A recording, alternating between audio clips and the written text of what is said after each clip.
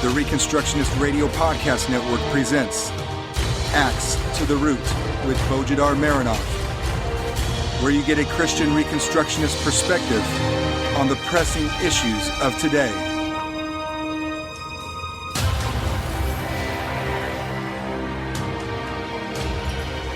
Welcome to episode 21 of Axe to the Root podcast, part of the War Room Productions. I'm Bo Marinov, and for the next 20 minutes, we will be talking about modern ministries, or rather, we will be talking about that very typically American system which I call by the name ministry-industrial complex. That is a conglomerate of church and celebrity figures, denominations, churches, Christian colleges, radio and TV shows, publishing houses, conferences, lawyers' organizations, lobbyist organizations, mission boards, and others. The purpose of this ministry-industrial complex being to tap into the market of donations, that is, the market of millions of American Christians who are hungry and thirsty for qualified biblical teaching and practical example for Christian action and victory, and are willing to pay for it if it can be found in the American church. So there's a market with money waiting to be donated, and the ministry-industrial complex is there to offer a product though which doesn't live up to the needs of the church, and certainly is not worth the money poured into it. In a previous episode, I covered the phenomenon of the Denethor ministries which absorb hundreds of millions of dollars every year, only to preach defeat and, surprise, surprise, get defeat for the church in America. Many of these ministries, especially many lawyers' guilds like NRA, HSLDA, ADF, and others, in fact thrive on maintaining problems unsolved.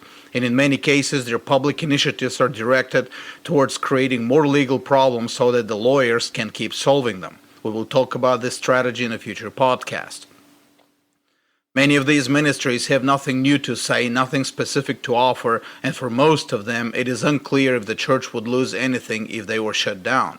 Of course, there are a few churches and ministries that are legitimate, and there are a few out there that are doing really a good job of preaching and caring more for their flocks and for the church than they care for their leaders and celebrities. And indeed, the teaching ministry is a legitimate part of Christendom. But the biblical standard for the New Testament is not that teachers would multiply, but the other way around, that ordinary Christians will be more and more knowledgeable and understanding to the point where there would be no need for teachers. This is in fact the very definition of the new covenant in Jeremiah 31, 33-34. And I'm reading from Jeremiah. "But this is the covenant which I will make with the house of Israel after those days, declares the Lord. I will put my law within them, and on their heart I will write it, and I will be their God, and they shall be my people. They will not teach again each man his neighbor, and each man his brother, saying, Know the Lord, for they will all know me, from the least of them to the greatest of them." The same principle is repeated in the New Testament by the author of Hebrews, who criticizes his readers that they still need someone to teach them. And I quote from Hebrews, "For though by this time you ought to be teachers, you have need again for someone to teach you the elementary principles of the oracles of God, and you have come to need milk and not solid food." Hebrews 5:12. We have the same situation today with one significant and fundamental difference. In our day, it is the churches and the ministries who are deliberately keeping their listeners immature and ignorant, and that under the pretense that they are teaching them and ministering to them. It is only with an immature and ignorant audience that the modern ministry-industrial complex can continue tapping into the donation stream. After all, a wise and understanding people will be much more discerning and more critical of the quality of teaching and preaching, and would be less willing to spend their money on lousy preachers. And a wise and understanding people do not fall for celebrity worship. Remember, in the days of the Reformers, Romanist theologians claimed that images in the churches were needed because the majority of church members were uneducated and ignorant. The Reformers replied that it was exactly the images in the churches that kept Christians uneducated and ignorant. In the same way, today, the ministry-industrial complex exists on the claim that Christians are uneducated, and therefore we need all these ministries and churches and celebrities. The truth is, it is the ministry-industrial complex which keeps American Christians uneducated and ignorant. It is in fact our modern Protestant version of the idolatrous images in the Romanist churches. The topic of the ministry-industrial complex can easily take a whole series of podcasts. Much of the way this complex operates is reminiscent of the way communist propaganda operated. After all, when there is no real product of no real value provided, the only thing that can keep the machine running is propaganda. I have been told multiple times by people involved in different ministries that perception is everything. Some of them were simply cynical opportunists, but a few were well-meaning servants of God who had legitimate ministries and rendered real service to the body of Christ. Now, this fact, that even well-meaning ministers considered perception to be everything, thus justifying the propaganda element in it, is indicative of how deep root such corrupt mentality has taken in the American Christian culture. To translate it into real terms, when American Christians concede that perception is everything, they are begging to be swindled and lied to. Such culture of gullibility and naivete is the perfect fertile soil for a crop of scoundrels. And the American church has been reaping the fruit of it for decades now. And despite the proven failure of such culture to produce growth, it has continued watering it with billions of dollars. The question we need to deal with in this episode, in the future episodes, is this: how is this possible? We have a system that claims to rally the troops for battle and only delivers defeat. A system that claims to educate its listeners and yet never raises them above a certain level of basic elementary things. How is it possible that such system is still functioning? How is it possible that such system still has customers who spend their money on it? And we're talking about hundreds of thousands of people spending billions of dollars. What is there in the propaganda of that system that makes its customers return over and over again for nothing? Just simple basic common sense would be enough to make anyone take their business away from any vendor whose product doesn't live up to the price. How did millions of Christians in the U.S. end up so devoid of common sense as to see the failure of their beloved ministries to deliver on their promises and yet continue supporting them? The general answer to this must return us to a previous episode of Acts to the Root podcast, where we talked about covenantal thinking and maturity. Covenantal thinking and maturity, as we saw, have to do with the ability to judge everything, to discern between good and evil in every situation. Thus, the goal of propaganda is to destroy in its listeners the ability to judge, to discern between good and evil, to make the listeners uncritical to the real world around them. Now remember that criticism comes from the Greek word krino, meaning to judge. There are many tactical ways to achieve this strategic task of making the listeners uncritical. Now, fragmented reality, false appeal to authority, relativistic ethics, group identity, scare tactics, and others, and all of them were used by communist and Nazi propaganda in the last century, and I must say they're all used by the military-industrial complex in the United States today. We will talk in future episodes in more detail about each one of these, but in this episode I would like to focus on one specifically: reenacting all battles.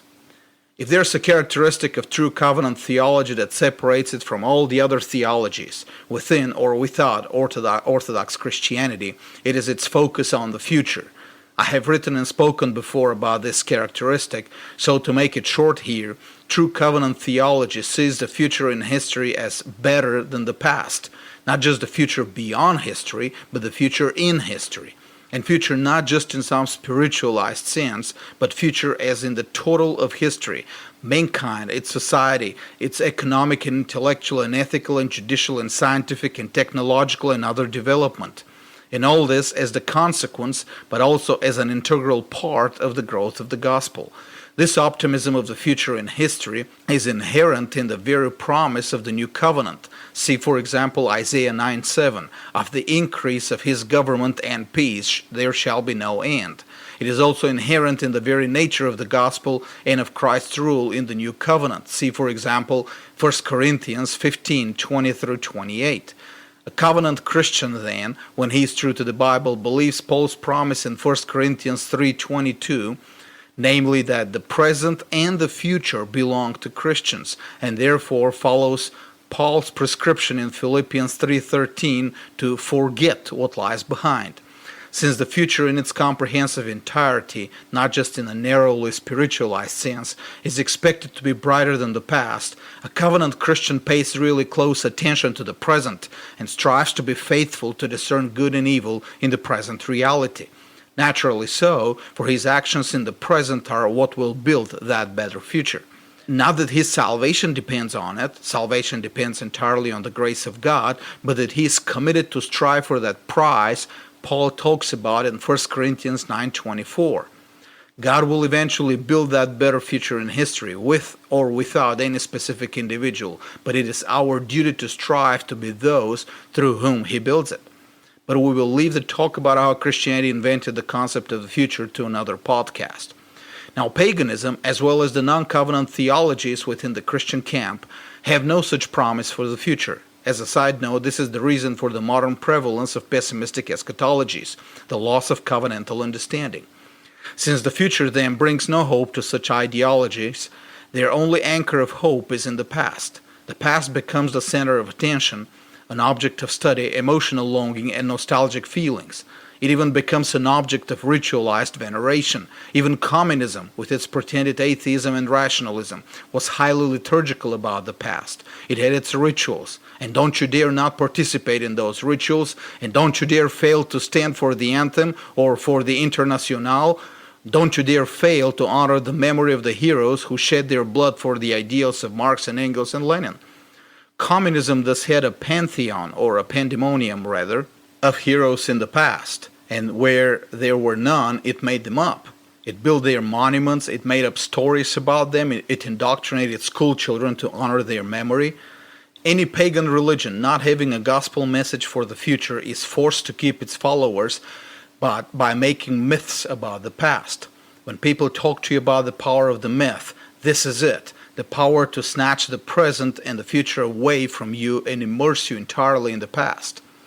This focus on the past has a bonus feature as well, or rather the main feature of it, which is that it dulls or even destroys the ability of man to make sound judgments in the present in respect to their expectations of the future. A person who is romantically and nostalgically attached to the past and longs for the past only belongs to a reality but doesn't really participate in it practically.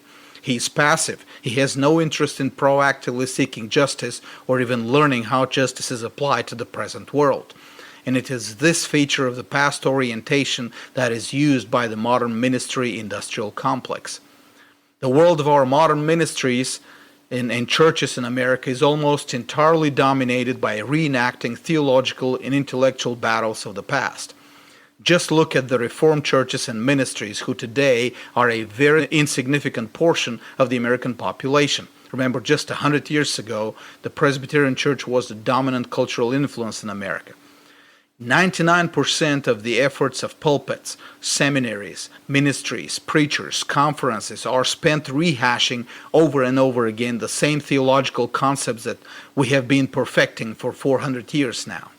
Any Reformed group on Facebook I go to, whether pubs or societies or study groups, any blog of a seminarian professor I read, any church sermon I listen to, repeat ad nauseum the same ideas about tulip, soteriology, sovereign grace, the Trinity. Popular preachers and conference speakers all compete with each other who will come up with the fanciest of the fanciest verbal repetitions of the same obvious truths that we should have left behind long ago, according to Hebrews 6:1. One designs this beautiful rhetoric about how our salvation depends entirely on God. Then another one comes and aces him with some even more beautiful and impressive phrase about the same thing. Then another one paints an even better picture of the same thing and trumps even Calvin and Luther and Paul himself with his literary skills. The audience learns nothing new. It's all the same truth that we should have learned from the Reformers and should have moved on. Then we're told in one sermon that we're miserable sinners before God. Then a conference speaker says the same and more, that we need to go deep in ourselves to find where that sin is, in daily self-examination and navel-gazing. Then a seminary professor writes a blog article and even a book to tell us how we can't even begin to consider ourselves saved unless we have completely lost our mind in total contemplation of our moral misery. And yet it's the same thing over and over again, which we should have learned long ago and moved on from it. And what about baptism? Pedo versus credo. You wouldn't guess that half a dozen verses in the Bible on baptism would translate into about a fifth of all modern Christian discourse on both sides of the debate. Everything seems to boil down to whether we baptize babies or only adults. I made an effort some time ago to put together as many sermons and articles on baptism I could find on the internet. I tell you, there are thousands of them. Arguing about baptism has become such a habit to many people that some time ago, when I was raising a judicial issue about the law of God, a Reformed Baptist apologist who tried to argue with me automatically switched to arguing with me about baptism. And he was so disappointed when I told him I found the argument about baptism irrelevant to our discussion. And what about the countless debates over the same issues over and over again? Apologetics, the Trinity, Calvinism versus Arminianism, pedo versus credo, Muslim versus Christian, atheist versus Christian. With a very few precious exceptions, nothing new really comes out of these debates. The arguments used on both sides have been used and reused for hundreds of years. We are repeating the same things over and over again, the same things from previous generations, and we're addicted to hearing the same things over and over again with fancier and fancier words and chewing on the same food over and over and over again. Unfortunately, otherwise legitimate ministries also fall victim to the same mentality. For example, R.C. Sproul's Ligonier Ministries started well back in the 1970s, when the Reformed doctrines of the sovereignty of God were lost in the church and there was a need to restore their popularity. Ligonier did a good job in popularizing Calvinism, but then it never developed above the original basic message from back in the 70s. It never developed its ethical and judicial applications to our modern society. It never brought its listeners to a higher level of maturity to judge everything and discern between good and evil in everything. A Ligonier conference some 40 years after its founding was titled Tough Questions Christians Face. And what were these tough questions? Did Jesus have to die? Or do our unrepentant loved ones go to hell? After 40 years of teaching Calvinism, Ligonier's listeners still have these questions for tough? I wrote an article back then about it. The next year, Ligonier had another conference, this time the real tough questions, and they were the same questions. What is lacking is a practical concern with justice and righteousness in our own era, and focus on the specific will of God for our own generation. What is lacking is a comprehensive practical ideology for action in the public arena. When churches, ministries, or lobbyist organizations sometimes get active about some issues of public policy, it is almost exclusively something related to sexual matters, like sex education in schools, or legalization of sodomy, or the use of bathrooms. And even there, they always seek solutions within the existing pagan political paradigms, not in the Bible. On the vast world of problems of perverted justice, pagan state policies, government theft, indoctrination, foreign wars, money matters, and so on, the ministry-industrial complex has little to nothing to say. This lack of comprehensive message even creates psychological problems among young and active people. Recently, a fundamentalist radio celebrity who passes for Reformed in some fundamentalist circles ranted on his show about cage-stage Calvinists. Listening to his rants, I couldn't help but notice that he was protesting a wee too much. He himself is part of that same ministry-industrial complex that has created the problem in the very beginning, by preaching the powerful message of the sovereignty of God while neglecting its powerful practical applications to justice and righteousness. The man has spent 30-plus years of his life repeating the same old stuff, giving to his listeners the same old milk. The only application of Calvinism his listeners know about is that fundamentalist, hyper-spiritualized talk about pure theology, and some apologetics and some abstract moralisms. When they apply their energy to such a small and abstract field of application, the result is exactly cage-stage Calvinism, against which he protests. I have never seen a cage-stage Calvinist on the mission field in Bulgaria, for example. Well, the reason is obvious. We never preach Calvinism without also preaching the ethical, judicial applications of the sovereignty of God to every area of life. In our present situation, we never had a pessimistic eschatology. Our mission is theonomic and postmillennial, and theonomy and postmillennialism give a broad enough field for activity in the world around us. So energy is not wasted on petty arguments within the church. That cage-stage Calvinism is endemic to certain circles in the United States, and it is only a symptom of the broader problem with the ministry-industrial complex we're talking about here. Although I must say, the same problem is beginning to appear in theonomic and postmillennial circles in the United States as well. Now that Christian Reconstruction has some history behind it, I can see the temptation among many young people to recreate the battles and the debates of 40 years ago, especially in the field of apologetics. And I had to tell many young people who aspired to become as great of apologists as Greg Bonson that our job is to step on his shoulders and apply the law of God to our own times, not recreate his wit in debates. Pure theology and apologetics, of course, are a good thing and useful to a biblical student, but only when used as a tool to apply them to the ethical and judicial battles of today. But the product that comes out of the modern ministries and churches is rarely concerned with the ethical and judicial battles of today. They're not even concerned with the ethical and judicial battles of times past. In fact, many of the modern ministries discard them completely. Michael Horton and others of Westminster West, for example, like to repeat Calvin's theological statements, but consider Calvin's legal efforts in changing the laws of Geneva irrelevant to his Reformed faith. Joel Beakey of Banner of Truth publishes the abstract theological writings of the Puritans, but never mentions their political struggles against tyranny and for building a Christian commonwealth. And these are not alone. There are many more such examples of ministers who ignore historical examples of application. Somehow the theology of times past is so important, but the practical applications of it are not worth mentioning.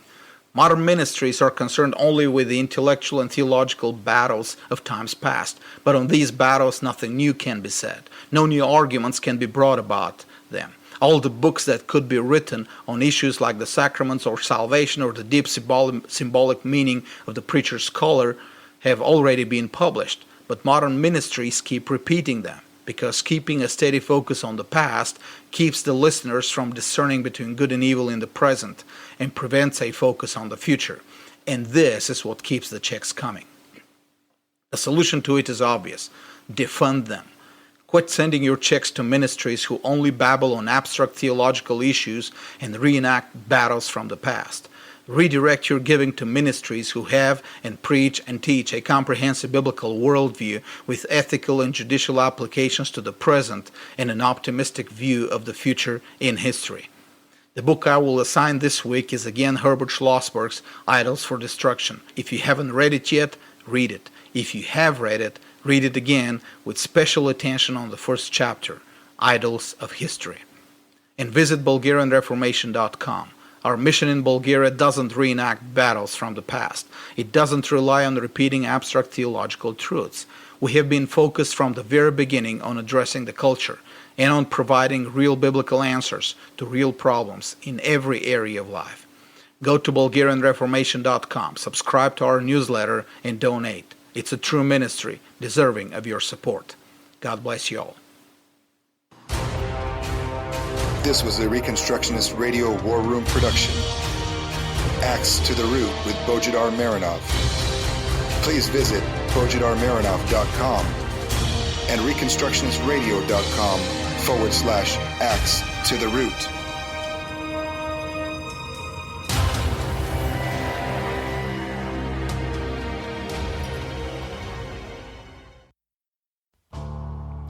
The Reconstructionist Radio Podcast Network brings to you a complete lineup of podcasts where you will hear practical and tactical theology. Our desire is not simply that you consume our shows, but that you also live out your faith in every area of life. We can talk all day long about these things, but if we fail to put them into practice, then we fail as ambassadors of Jesus Christ, our King. Subscribe now to your favorite Reconstructionist Radio Podcast Network shows. Or you can subscribe to the Reconstructionist Radio Master Feed, where all of the content we produce, including the audiobooks and audio articles, will pop up as soon as they are available. And don't forget to visit reconstructionistradio.com to volunteer as a narrator or to partner with this ministry financially. May the Holy Spirit stir you into action for Christ and His kingdom.